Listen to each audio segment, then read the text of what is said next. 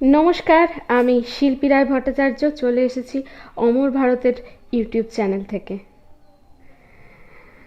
আগের দিন আমি আলোচনা করেছিলাম দ্বিঘাত সমীকরণ সম্পর্কে এবং কিছু অঙ্ক করেছিলাম। তো আজকে দ্বিঘাত সমীকরণ নিয়েই আলোচনা করব, আরও কিছু অঙ্ক নিয়ে আলোচনা করব। আশা করি দ্বিঘাত সমীকরণ বলতে কি বোঝানো হয় সেটা বোঝা গেছে। আবার আমি একটুখানি রিমেমোরাইজ করব আগের দিন যেগুলো বুঝিয়েছি সেগুলো সম্পর্কে। দ্বিঘাত বলতে সব থেকে বড় ঘাত ওই সমীকরণটি থাকবে 2 ঘাত বা পাওয়ার। যেমন একটি সমীকরণ যদি হয় x² + 5x + 1, যেখানে x এর সব থেকে বড় পাওয়ার বা ঘাত হচ্ছে 2, তো এটি একটি অবশ্যই দ্বিঘাত সমীকরণ। তো এইভাবে আমরা বুঝবো যে দ্বিঘাত সমীকরণ কোনগুলি। তো আজকে আমরা কিছু অঙ্ক করব, অঙ্কে যাব আস্তে আস্তে, আরও কিছু অঙ্কে যাব। তো আমাদের প্রথম অঙ্ক হচ্ছে কে এর মান কত হলে kx² + 2x - 3 = 0 দ্বিঘাত সমীকরণের একটি বীজ 2 হবে। তো আবার আমি রিপিট করছি, কে এর মান কত হলে kx² + 2x - 3 দ্বিঘাত সমীকরণের একটি বীজ 2 হবে। তো আগের দিন আমি একটি অঙ্ক করেছিলাম যেখানে +1 -1 বসিয়ে আমি দেখিয়েছিলাম যে সেটি 0 আসছে কিনা। তারপর আমি বলেছিলাম যে না, +1 একটি বীজ এবং -1 একটি বীজ, যেহেতু বামপক্ষে +1 -1 বসিয়ে 0 আসছিল, যেটি ডান পক্ষ 0 ছিল ডান পক্ষ। তো এরকম যদি আসে তো সেক্ষেত্রে আমরা বলবো যে দ্বিঘাত সমীকরণের একটি বীজ সেই যেটা বসিয়ে 0 আসছে সেগুলো। তো এক্ষেত্রে কি করব, এক্ষেত্রে বীজ অলরেডি বলা আছে 2 বলা আছে অলরেডি বীজ। তো আমরা কি করব, ওই ইকুয়েশনটাতে, ওই সমীকরণটাতে 2 বসিয়ে দেবো, 2 বসিয়ে দেবো। যেহেতু kx² + 2x - 3 দ্বিঘাত সমীকরণের একটি বীজ 2, সেহেতু আমরা লিখতে পারি k × 2² + 2 × 2 - 3 = 0। k × 2² means 4k plus 4 minus 3 equal to 0। +4 - 3 আমরা কি পাচ্ছি, 1 পাচ্ছি। তো আলটিমেটলি পরের লাইনে কি আসছে, 4k plus 1 equal to 0 implies 4k equal to -1। +1 যদি সাইড চেঞ্জ করে সেটা -1 হয়ে যায়, লেফট হ্যান্ড সাইড থেকে রাইট হ্যান্ড সাইডে যাচ্ছে তো -1 হয়ে যাচ্ছে। তাহলে আমরা পাচ্ছি k equal to -1/4। therefore k equal to -1/4 হলো ওই দ্বিঘাত সমীকরণ, প্রদত্ত দ্বিঘাত সমীকরণ যেটা দেয়া আছে, অর্থাৎ kx² + 2x - 3 দ্বিঘাত সমীকরণের একটি বীজ।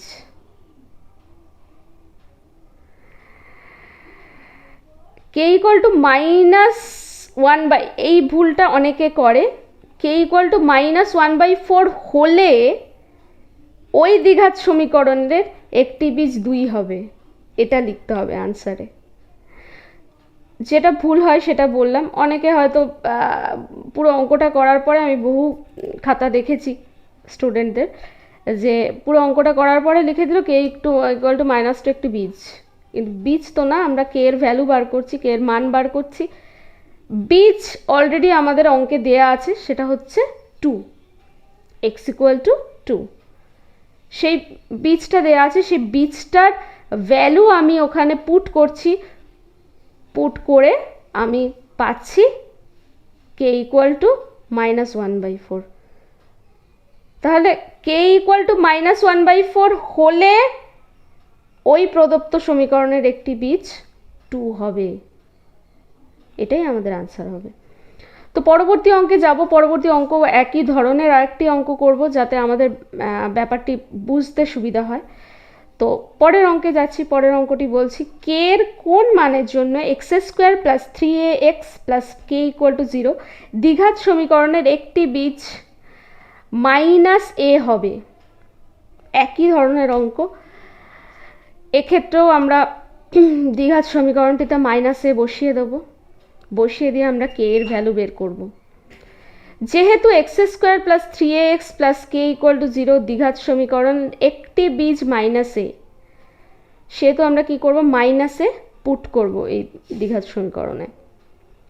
তাহলে আমরা কি পাচ্ছি পুট করে, মাইনাস এর whole square plus 3 into a into minus a plus k equal to 0 implies a square minus 3a square plus k equal to 0 implies k equal to 2a square.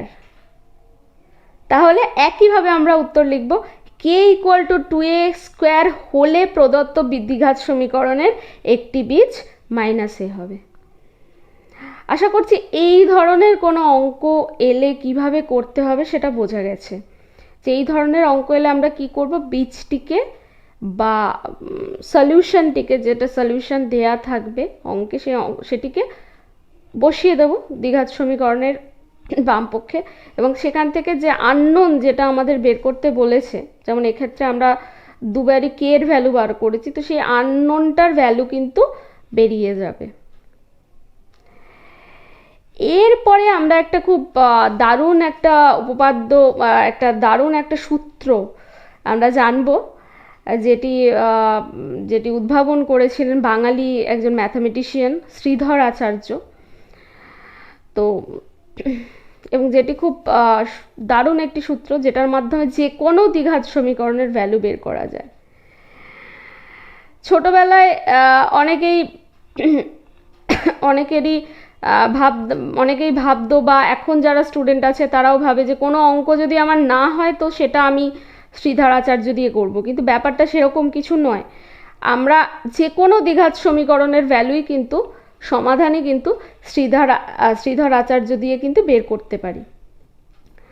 তাহলে শ্রীধর আচার্যের সূত্রটি কীরকম, যদি একটি দ্বিঘাত সমীকরণ x square plus b x plus c equal to 0 হয়, যেখানে A B C তিনটেই হচ্ছে বাস্তব সংখ্যা বা ন্যাচারাল নাম্বার, এবং এ নট ইকুয়াল টু 0, তাহলে ওই দ্বিঘাত সমীকরণ মানে a x square plus b x plus c equal to 0 এই দ্বিঘাত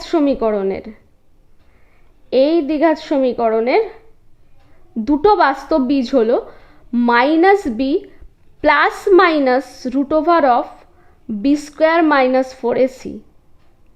প্লাস মাইনাস একসাথে বললাম, অর্থাৎ একটা প্লাস পাবো একটা মাইনাস পাবো। আচ্ছা, পুরোটা একসাথে আমি পুরোটা বলি, minus b plus minus root over of b square minus 4ac by 2a। তাহলে একটা বীজ পাবো minus b plus root over of b square minus 4ac by 2a, আর একটা বীজ পাবো minus b minus root over of b square minus 4ac by 2a।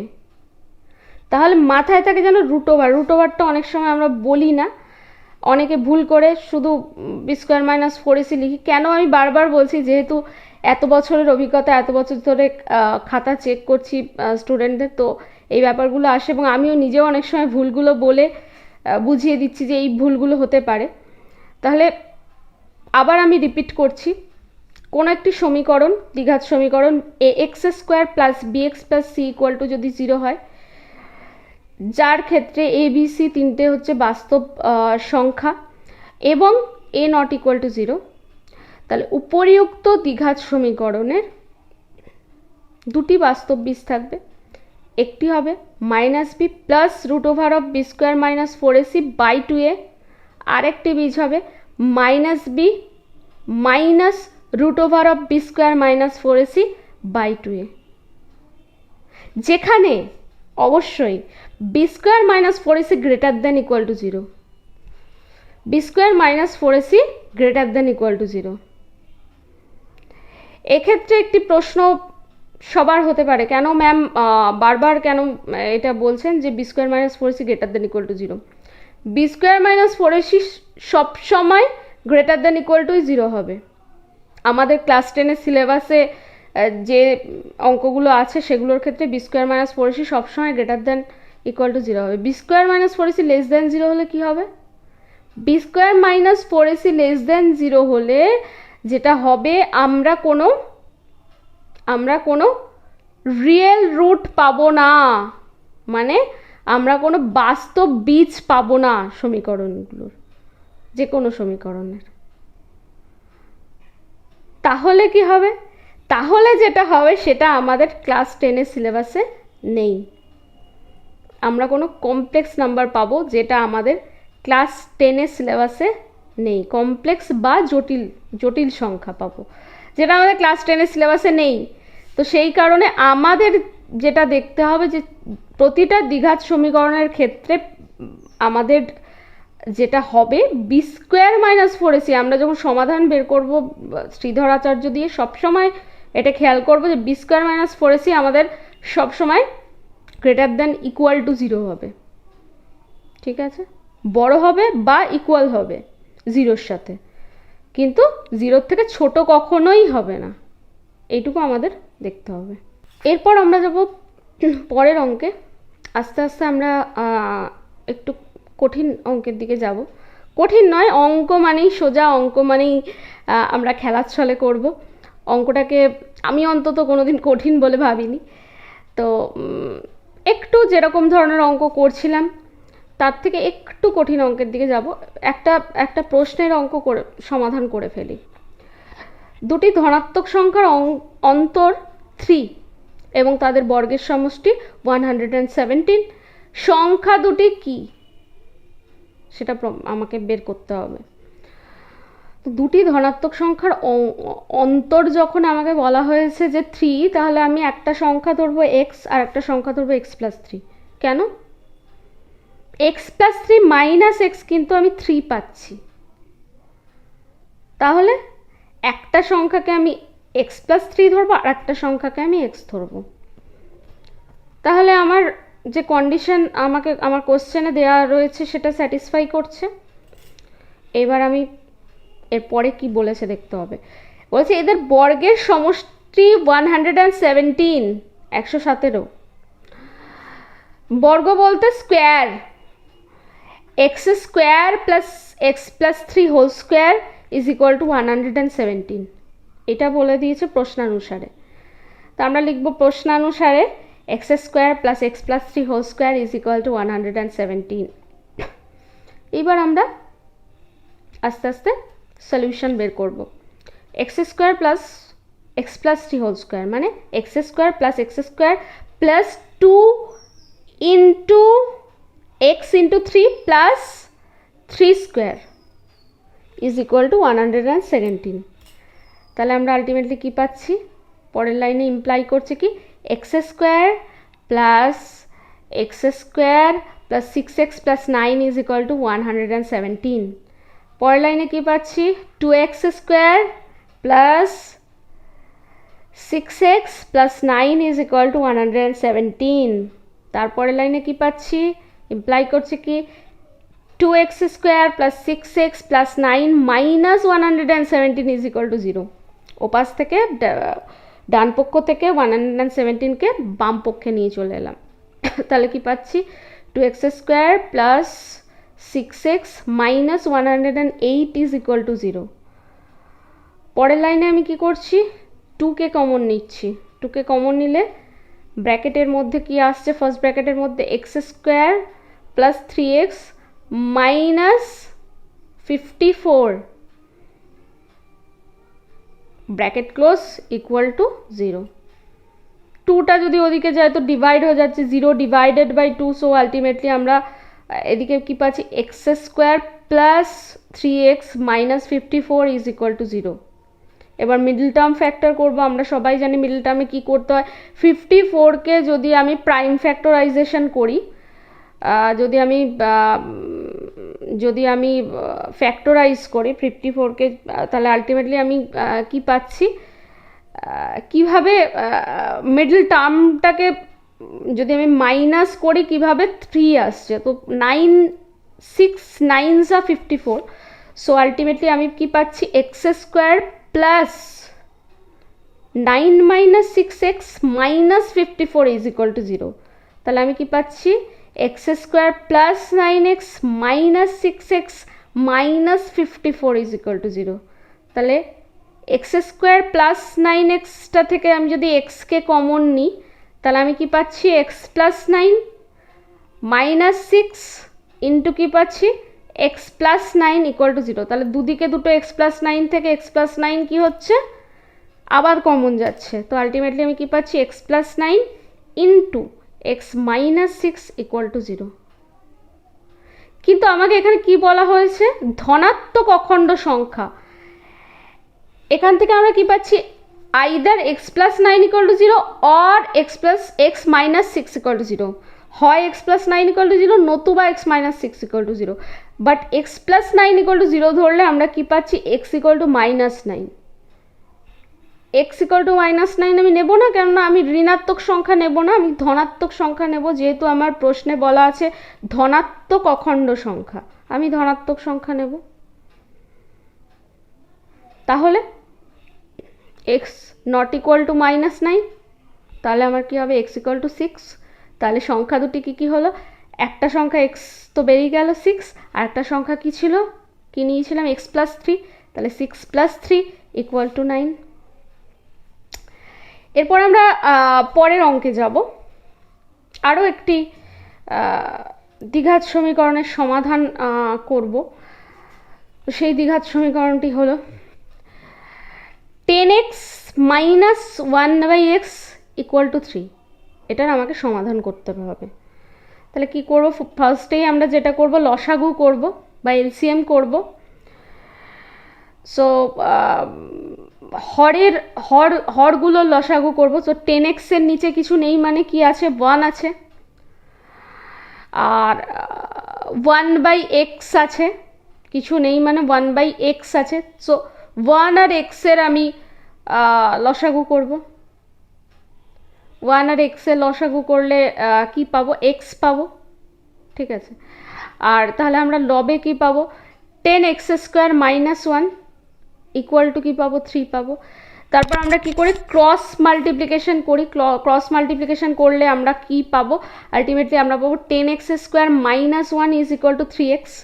সেই ডান পক্ষের প্লাস 3xটাকে যদি আমি বাম পক্ষে নিয়ে চলে আসি তাহলে আলটিমেটলি আমরা কি পাচ্ছি 10x square minus 3x minus 1 is equal to 0। এই 3টাকে আবার সেই মিডল টার্ম ফ্যাক্টর করব, এই 3টাকে আমরা কি করব মিডল টার্ম ফ্যাক্টর করব। তাহলে আলটিমেটলি কি পাবো 10 ইন্টু 1 10, 10টার প্রাইম ফ্যাক্টরাইজেশন করলে আমরা 5 ইন্টু 2 10 পাচ্ছি। তাহলে 5 মাইনাস 2 যদি মিডল টার্মে মানে 3টাকে আমি যদি এইভাবে ভাঙাই তাহলে খুব ভালোভাবে আমরা পেয়ে যাচ্ছি। তাহলে আলটিমেটলি আমরা কি পাচ্ছি 10x square minus 5 minus 2x minus 1 equal to 0 implies 10x square minus 5x plus 2x minus 1 equal to 0। পরের লাইনে কি হচ্ছে 5xকে যদি কমন নিচ্ছি তাহলে কি পাচ্ছি 2x minus 1 within bracket, plus 1কে যদি কমন নিচ্ছি তো 2x মাইনাস 1 উইদিন ব্র্যাকেট পাচ্ছি। তো সেই 2x মাইনাস 1টাকে যদি আমরা টোটালটা থেকে কমন নিয়ে নিই তাহলে আমরা কি পাচ্ছি 5x প্লাস 1 ইকুয়াল টু 0। তাহলে x এর ভ্যালু কি পাচ্ছি x ইকুয়াল টু হয় 1/2 অথবা মাইনাস 1/5, কেন হয় 2x মাইনাস 1 ইকুয়াল টু 0, সেখান থেকে আমরা পাচ্ছি x ইকুয়াল টু 1/2, নতুবা 5x প্লাস 1 ইকুয়াল টু 0, সেখান থেকে আমরা কি পাচ্ছি x ইকুয়াল টু মাইনাস 1/5। তো এরকমভাবে যে কোনো একটি ভ্যালু আমাদেরকে ধরে নিতে হবে। আশা করছি আজকে আমি যেটুকু বোঝালাম বা দ্বিঘাত সমীকরণের যে অঙ্কগুলো করালাম সেগুলো সকলেই বুঝতে পেরেছো বা পেরেছেন।